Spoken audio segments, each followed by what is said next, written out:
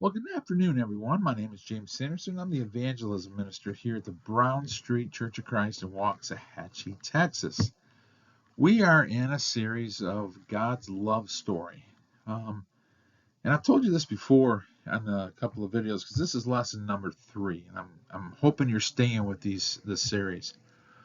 But what's happened here at Brown Street Church is we have 8 adult Bible classes in the morning on Sunday mornings. And I think for the first time, at least the first time since I've been here, every teacher is teaching the same thing.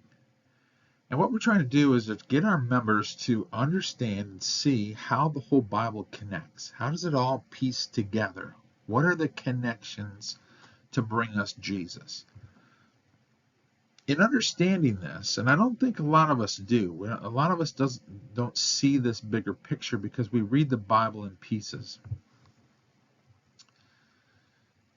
By seeing this, we're going to see that this Bible is not some made-up story by man, that this is truly from God, and that will cause our faith to soar. When I went to preaching school at Sunset School of Preaching in Lubbock, Texas, that's exactly what they showed me, and man, I was like, this is great. It caused my faith to soar, and then it caused me to want to go tell somebody else about it, okay? And so here we are. And I want to tell you about it. So I hope you stay with this series here because it is going to help your faith amazingly. All right. So as we're making these connections, these seed line connections to Jesus, okay, and this whole plan that God had planned out, this is where we left off. We're going to start today with Jacob to Judah. We're going to cover Genesis chapter 26 to 50. All right, that's what we're going to do today. So again, we're connecting the dots. Now, we've been using this cartoon series, okay, of old, because it tells you how old I am, that this coyote was always trying to chase the roadrunner. He's always trying to chase him, always trying to catch him, and he never could he? Well, we're going to pretend, make an analogy, that the coyote is Satan and the roadrunner is Jesus. And here's Satan. He is going to try to catch Jesus. He's going to try to stop this plan of God's. But he's not going to be able to do it. You can't stop God's plans, can you? Because he's God. But that's basically what's being played out in our Old Testament. So we're going to use this analogy as we go through our studies. All right? So here's what we've seen last week and the week before. We went over here and we started over here in Genesis 3. Now, again, this is the most bleak, probably the most bleak day on the planet. Okay? Things are bad. Adam and Eve have been loved by God, taken care of by God, and then they go and do what God told them not to do when they were tempted by Satan, ate from the tree of the knowledge of good and evil. It looks bleak. They went and hid from God. That's not a good sign. Then they're going to be removed from the garden, from God's presence. That's not going to be a good sign. But as bad as it is, something good is going to shine in this chapter. And that's why I want you to memorize this verse right here. God's going to talk to Satan. He's going to tell him about his plan. He says, I'll put enmity between you and the woman. He's talking to Satan here. Enmity is strife or friction. Okay? Between you and the woman, between your seed and her seed. All right? So what Satan produces versus what the woman produces. Okay? And this woman is going to start out with Eve. From the woman's seed, it's going to turn into a he. He shall bruise your head. The NIV says he shall crush your head. And you, Satan, are going to bruise his heel. Now, what is all this talking about? Well, since we know the full package and we can put the package together, this is pointing to the cross and the resurrection. Okay? Satan is going to strike at Jesus' heel. Okay? There's the cross. But on the third day, he rose from the grave. He didn't stay down. And by doing that, he crushed Satan's head. This is where he won and took all of Satan's power away from him. Sin is paid for, right? He rose from the grave. He lives forever. He's got the keys of death and Hades. And this is God's plan. And it's right there on this very terrible day, all laid out by God. That's pretty cool. Memorize that verse. But Satan, I'm sure, doesn't understand how this is all going to work. He's got to be scratching his head at this point, asking, well, what's this talking about? How's this going to work out? He doesn't know. So what's going to happen is God is going to work through Adam and Eve, through her seed line, and that's going to move down to Seth. Okay, they're going to have Cain and Seth. Abel is dead now at this point. So the seed line moves through Seth, then over to Noah. Noah's going to have 3 sons, Shem, Ham, and Japheth. But God is going to move through Shem, through this seed line, and then down to Abraham. Okay? That was the first lesson. He didn't go through the line of Cain. No.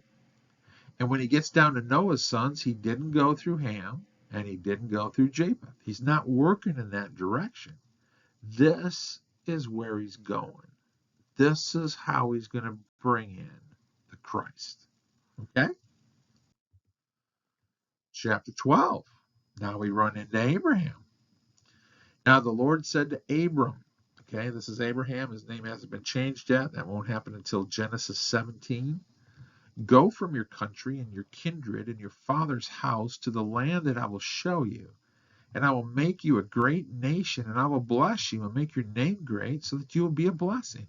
I'll bless those who bless you, and those who dishonor you I will curse. And in you all the families of the earth will be blessed. Blessings. So now God is working through Abraham, okay? And he's giving him a promise. All families of the earth will be blessed through you. How is that going to happen? How is this guy going to bless the whole earth, including you and me? Because through him is the seed line of Jesus. He is going to help bring Jesus in, okay? And he doesn't even realize it, okay? God's working his plan, all right? So then we work from Abraham. He marries Sarai. Later on, her name will be changed to Sarah, right? And then they're going to have a son named Isaac. We'll get to him in a minute. Now, Abraham had more kids than this, okay? Because when Sarah dies, he's going to marry Keturah, and they're going to have 6 sons. God's like, I'm not working through those 6 sons. I'm working through Isaac. And then he married Hagar, okay? Before that, they had Ishmael. God's like, no, I'm not working through that line either, okay? No, I'm going this route. Then we came to this verse last week, because then there's going to be Isaac, and he's going to marry Rebekah, and they're going to have 2 sons. And look at verse 23. The Lord said to her, Rebekah, 2 nations are in your womb, 2 peoples from within you will be separated. 1 people will be stronger than the other, and the older will bless the younger. Who's that pointing to? Jacob and Esau. Esau was born first, but Jacob the younger will be served by Esau, which is not normal, okay? And that's where God's going. That's where we left off last week, right? So then you've got Isaac, right? He marries Rebekah. They have 2 sons, Jacob and Esau. God says, I'm not working through Esau. Nope, I'm not going that route. I'm going through Jacob. And this is where we left off last week. So here's Satan looking. Which way is he going? How is he working this plan? Who's he working it through, right? He just doesn't have a clue. Now we're going to move to this week. Genesis chapter 27. And this is dot number 8. And we're going to see this seed line through Jacob take an odd turn. And what I mean by odd is here's God working his plan, but he's working his plan through, how do I say it? And I'm in there too. So are you, messed up people. Yeah, that's the beauty of the Bible. It tells all the flaws and what man really does. And through all of that mess, God is going to work his plan no matter what man does. Okay? And so you're going to see man's messes through here. Okay? All right? So here's these two boys that God's going to be working through. He's going to work through specifically through Jacob to bring through Jacob the seed line of Jesus. All right? Now let's get into the mess of the story. Isaac's getting old. He wants to bless his oldest son. Who's the oldest son? It's not Jacob. It's Esau. All right? Well, so Esau is going to be blessed. So he tells his son, go out, get some game, fix me a good dinner, and I'll give you the blessing. This will be great. But Isaac can't see very well. All right? He's getting pretty old. All right? So he goes out, gets some game.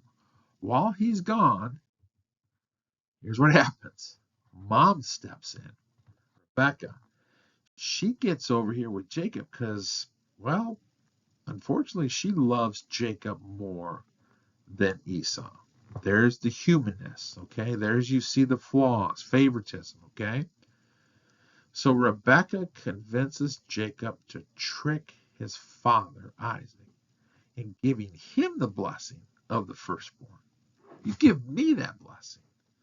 Well, since he can't see very well, she convinces him, look, we'll put on, because Esau's real hairy, so we'll put on some fur, okay? We'll make you smell like Esau.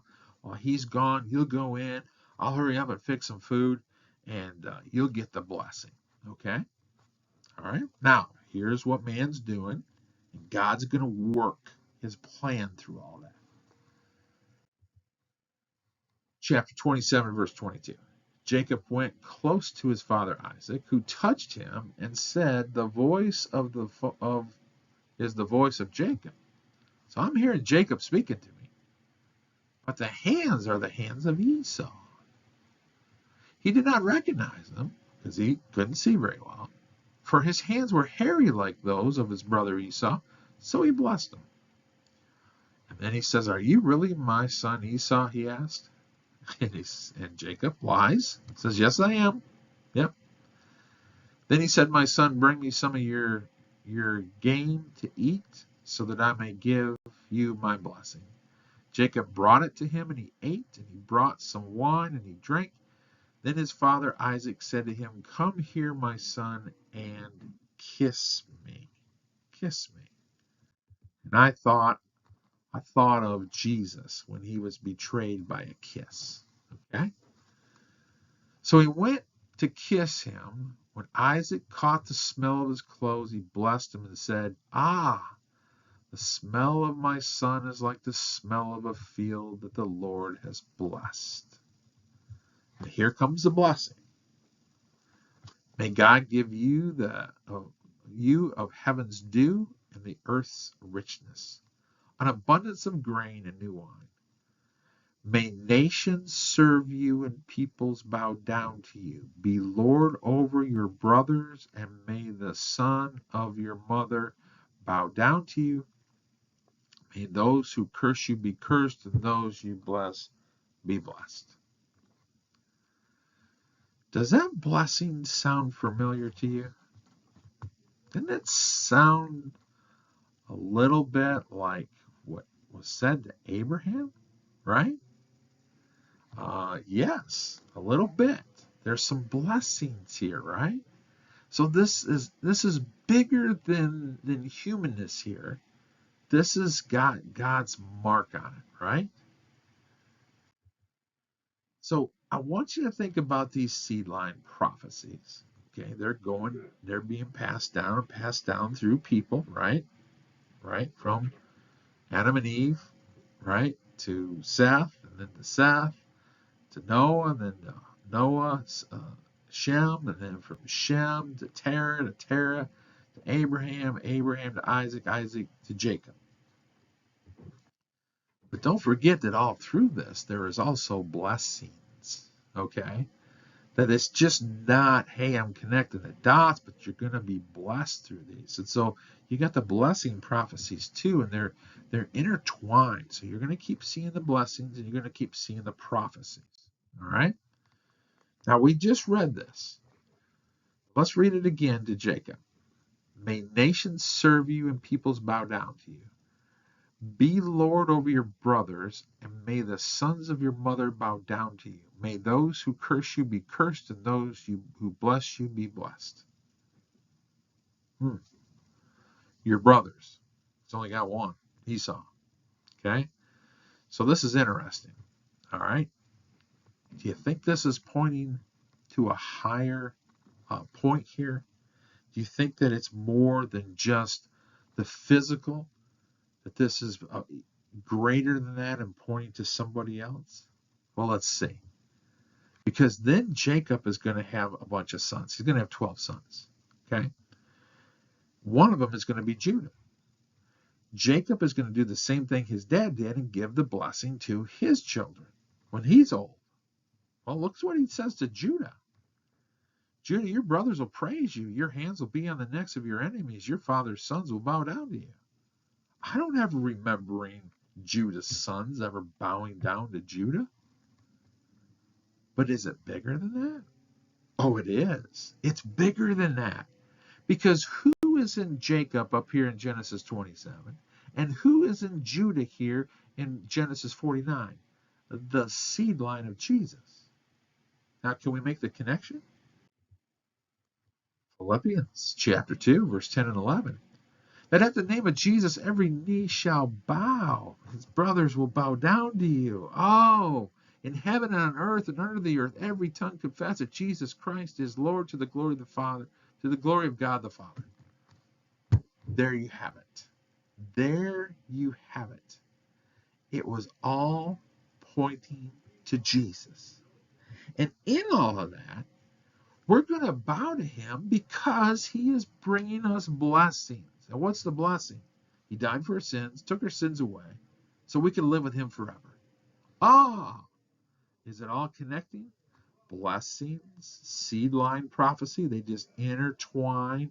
They're all connected, all for God's glory, and all for our benefit. Are you seeing it come together? Oh, I hope you can. Hope you can. So no matter what man does through all his mess, okay, and favoritism, and hey, I want to do this, or I'm going to trick father, or whatever, God will see to it that his plan will not be altered.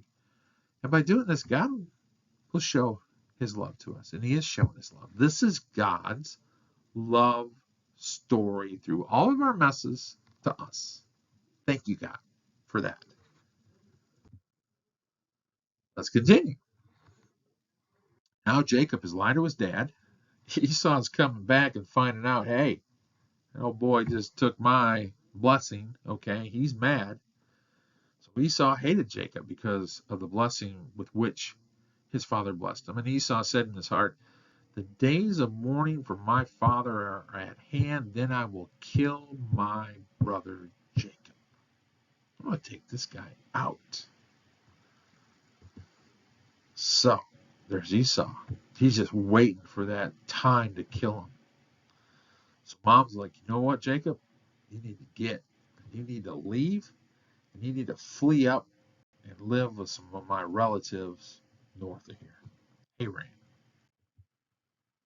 Chapter 28.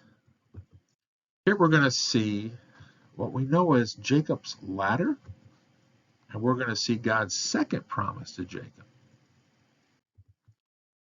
Jacob left Beersheba and went towards Haran. Now you just try to imagine this. You're all by yourself, traveling out here by yourself. All kinds of things to be afraid of. I've left home. I've left my family. I've left the security of that. Everything has went wrong. It's bad. Okay? Kind of like Adam and Eve. It was a bad day. Kind of like Noah's Ark. So many people destroyed. It's a bad day. So watch what happens. And he came to a certain place and stayed there that night because the sun had set. Taking one of the stones of the place, he put it under his head and lay down in that place to sleep. And he dreamed, and behold, there was a ladder set up on the earth, and the top of it reached to heaven, and behold, the angels of God were ascending and descending on it. Now that's quite a vision.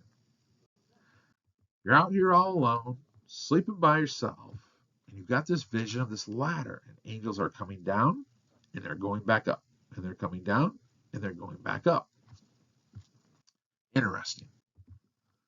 And behold, the Lord stood above it and said, I am the Lord, the God of Abraham, your father, and the God of Isaac. God's talking to him. He's like, oh, this is cool. The land of which you lie, I will give to you and your offspring. Your offspring shall be like the dust of the earth, and you shall spread abroad to the west and to the east and to the north and to the south. And in you and your offspring shall, here it is, just like Abraham, all the families of the earth will be blessed. And why? Because he's got the seed line of Jesus in him. Behold, I'm with you and will keep you wherever you go, and will bring you back to this land, for I will not leave you till I have done what I have promised you. I'm going to take care of you, Jacob. That's pretty cool. I mean, it's looking pretty bleak, man. I've failed, I've lied, I'm now running for my life, lost my family. God says, I got a plan. I got a plan. And I'm going to be working through you, son. So here he is. He's in Beersheba. He is working north to Bethel. Okay? This is where he's going to come to. All right? Now, eventually, he's going to go all the way back up here to Haran. We learned about Haran in our last study with Abraham. All right? Then Jacob awoke from his sleep and said, surely the Lord is in this place. And I did not know it. I didn't know God was going to show up. And he was afraid and said, how awesome is this place? This is none other than the house of God, and this is the gate of heaven. This place. Where's he at? Well, we're going to see he's in Bethel. So early in the morning, Jacob took the stone that he had put under his head and set it up for a pillar and poured oil on the top of it. He called the name of that place Bethel, but the name of the city was Luz at the first. So he's calling it Bethel. Then Jacob made a vow, saying, if God will be with me and will keep me in this way that I go, and will give me bread to eat and clothing to wear, so that I can come again to my father's house in peace, then the Lord shall be my God. And this stone which I have set up for a pillar shall be God's house. And I will give, and that I will give you a full tenth to you. Okay. All right. Can't see right behind my picture there. And all that you give me, I will give a full tenth to you. There we go. So Jacob makes a vow to God. Now, as we've seen here, the name Bethel means the house of God. And I thought, Bethel. I bet you that's Bethlehem.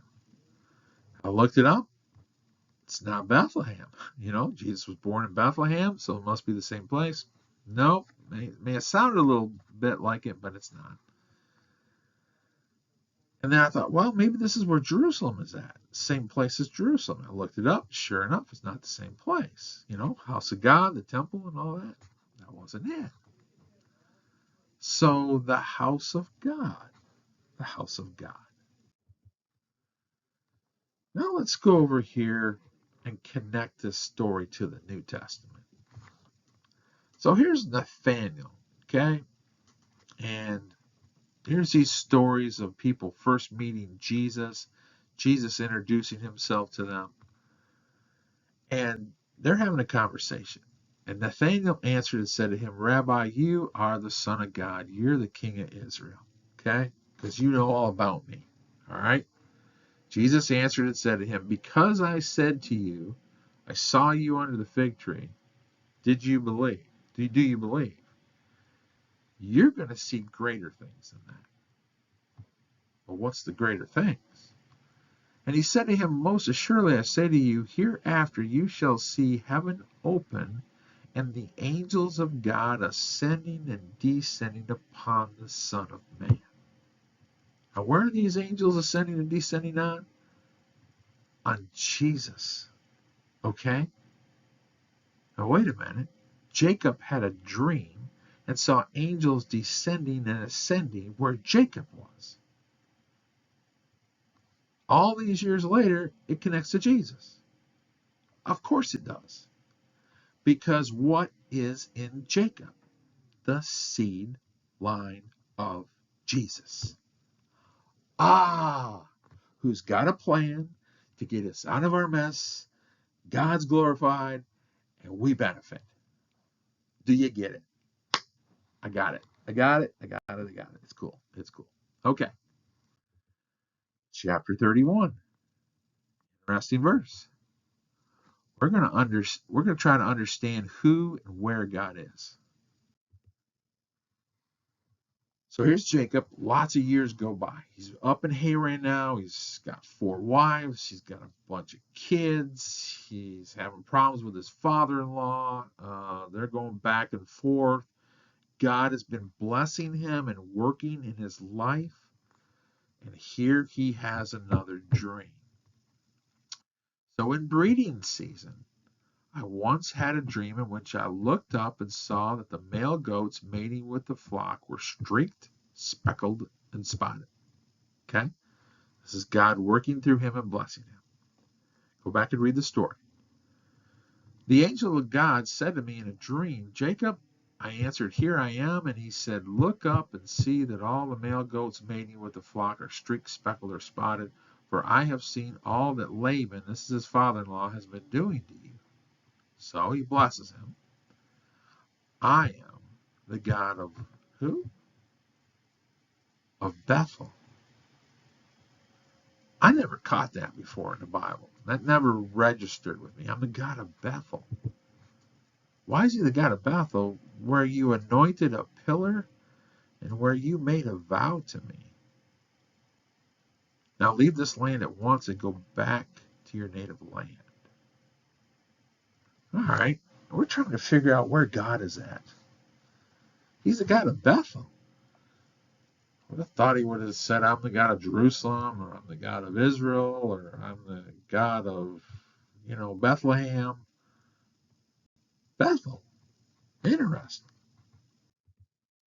So where is the house of the Lord? Wherever God is. Wherever God is. God's house is in Bethel because it is part of the promised land. Okay? It's made a promise to him, right? God's house is in Bethel because of the faith that Jacob showed there. He sure did, didn't he? So God's there. God's house is in Bethel because Jacob,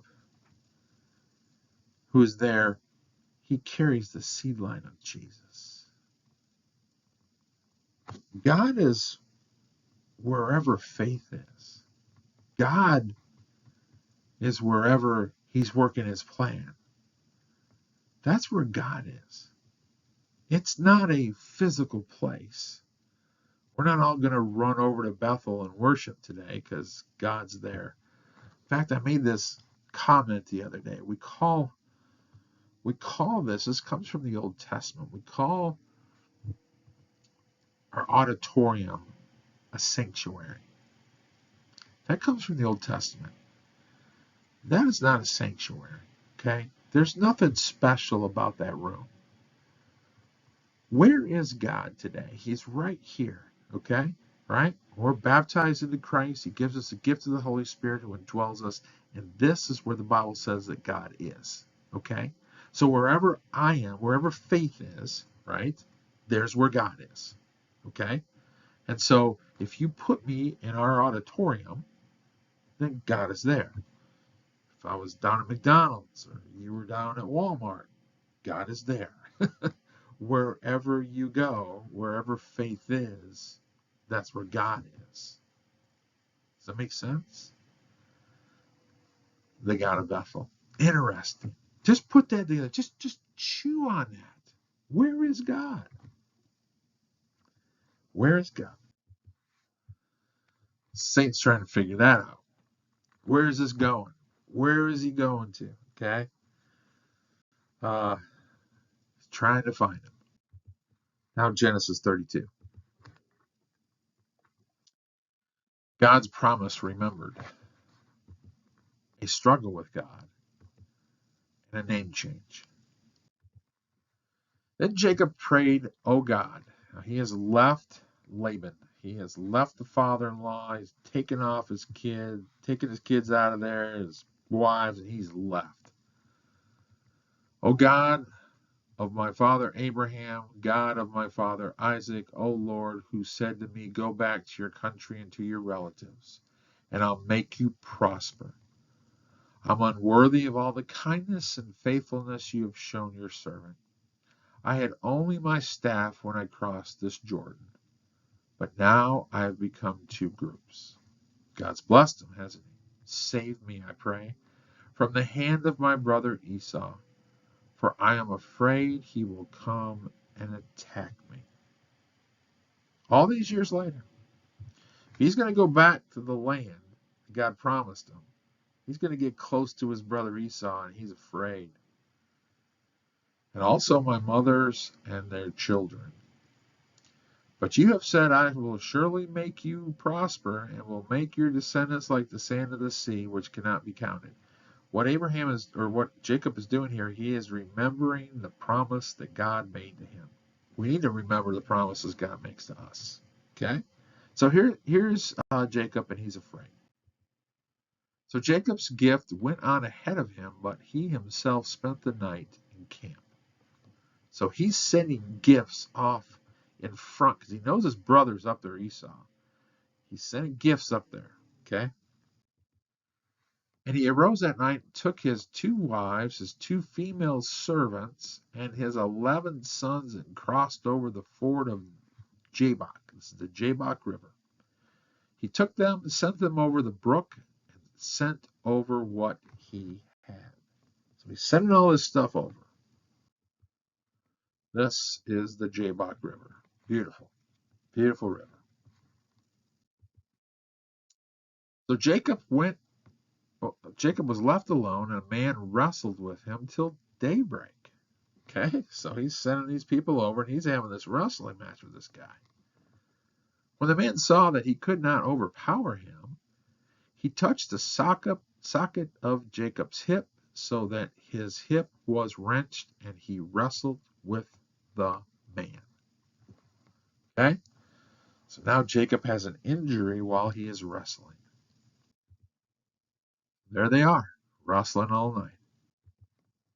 Then the man said, "Let me go, for it is daybreak." But Jacob replied, "I will not let you go unless you bless me."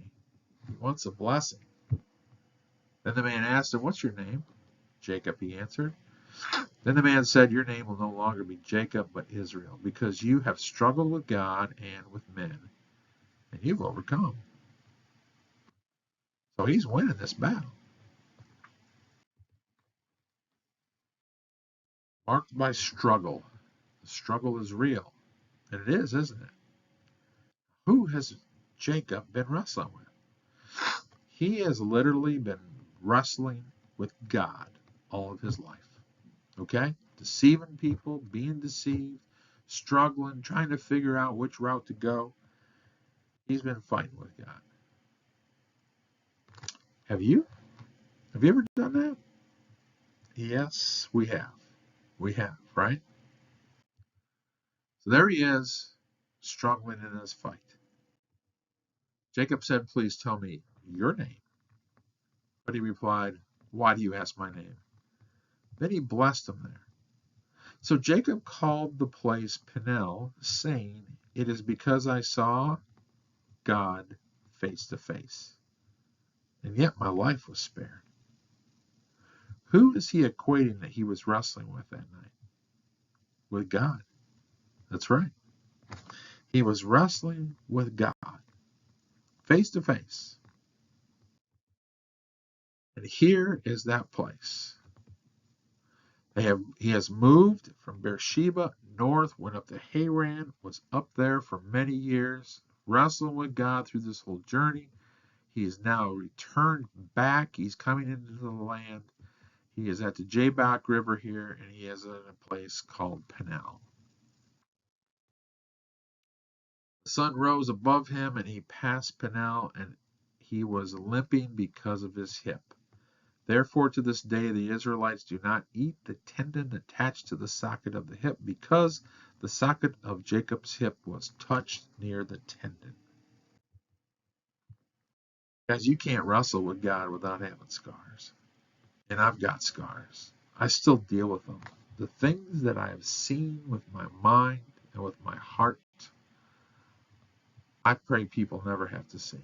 The evil, the sin, the temptations, all of that is in here. And all that was wrestle with God. And while I did that, not listening to him, doing my thing, my selfishness, I've got scars. I've got scars. I bet you do too. I bet you do too. So here they are. They're wrestling. But it always will leave a scar. Always. Chapter 33. A God who can heal deep wounds. Jacob looked up, and there was Esau. Here he is, coming with his 400 men. Uh-oh. So he divided the children among Leah, Rachel, and his 2 maidservants, his 4 wives. He put the maidservants and their children in front, Leah and her children next, and Rachel and Joseph in the rear. He himself went on ahead and bowed down to the ground 7 times as he approached his brother. So here you have Jacob actually bowing down to Esau. So there he is.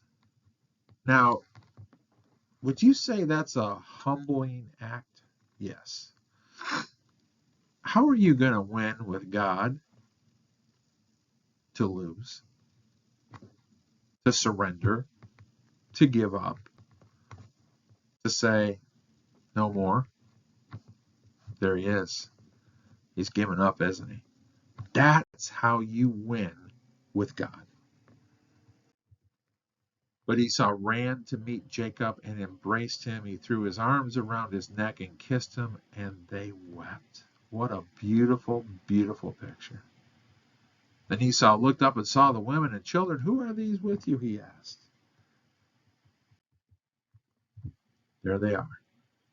There they are. They made up. Can God do that? Yes, he can.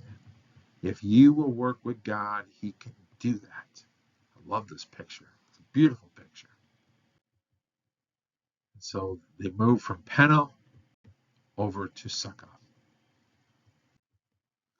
And Jacob goes his way. A beautiful story. A beautiful story. But we have to end out with this right here. We've got to go to dot number 9. And Jacob is going to have a son named Judah. And when he blesses those sons, remember I told you about this earlier. So here's Jacob's going to get old. He's going to bless his sons. He's going to bless them all. But he gets down to Judah. Watch what he says. Judah, your brothers will praise you. Your hand will be on the necks of your enemies. Your father's sons will bow down to you. You are a lion's cub, O Judah, and will return for the prey, my son, like a lion who crouches and lies down like a lioness who dares to rouse him. What is Jesus called in the book of Revelation?